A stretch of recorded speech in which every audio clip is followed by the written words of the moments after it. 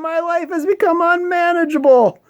Between the political warfare, between the blue and the red, the stress of my daily planner, the communication, the getting all plugged in and unplugged, and the COVID-19, my life is just unmanageable. Maybe your life is unmanageable as well.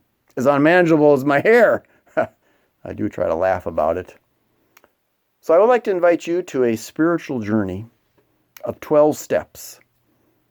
And the first step is hard. To admit that we are powerless.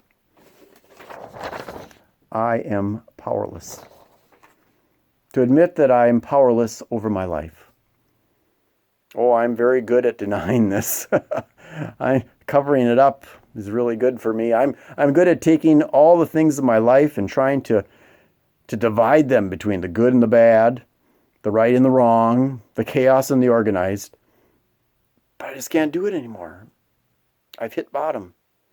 Whether it's the pandemic, the politics, my age, the technology, the fires, and the lives of family and friends. My name is Mark, and I am powerless. My life is unmanageable. I'm addicted to a way of life that is killing me. I try to have some power in my life, so I'm addicted to this I that sees life through my particular circumstances.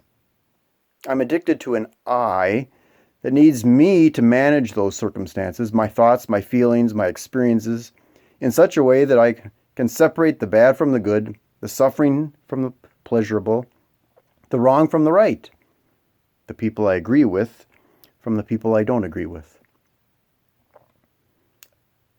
My I becomes my frame of reference for my labeling and judging.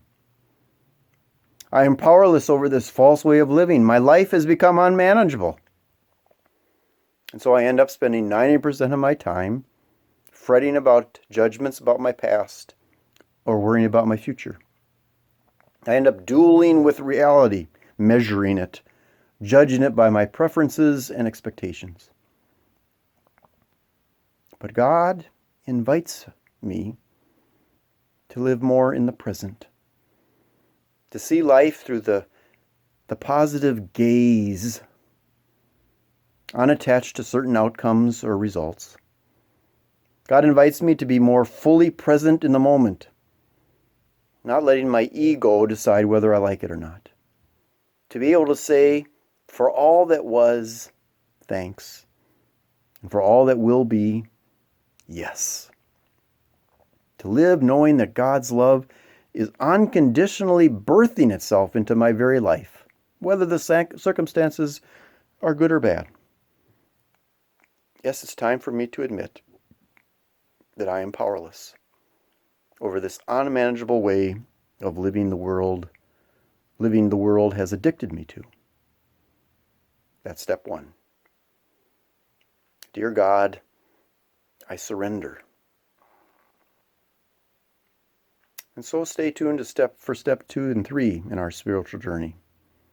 It begins, there is a power greater than myself that can restore my sanity. Blessings on this spiritual journey. Amen.